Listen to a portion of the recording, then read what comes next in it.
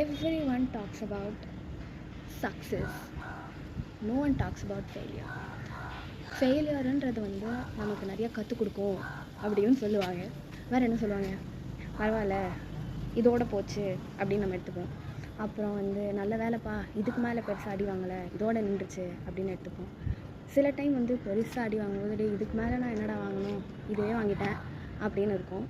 So இந்த மாதிரி நம்ம ஒரு வேஸில் நம்ம ஃபெயிலியரை வந்து அக்செப்டன்ஸாக மாற்றுறதுக்காக நம்ம வந்து சொல்லுவோம்.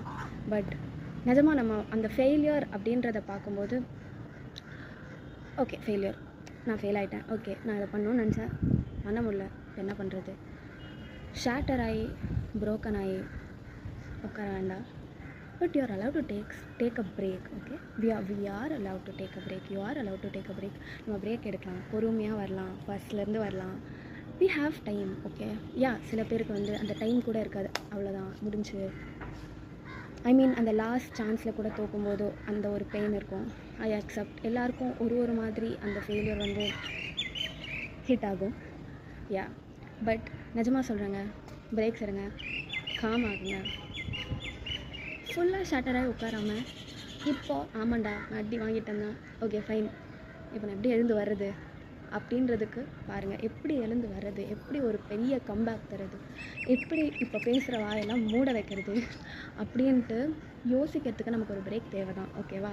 அதை வந்து ஷேட்டராகி உட்கார்றதுனோ இல்லை பிரேக் டவுன்னோ சொல்லணும்னு அவசியமே கிடையாது. ஓகே ஃபைன், நீ பேசுனா தரேன் பாரு கம்பேக்கு அப்படின்னு சொல்லும்போது அந்த ஒரு பவர் இருக்கும்னு நம்புகிறேன்.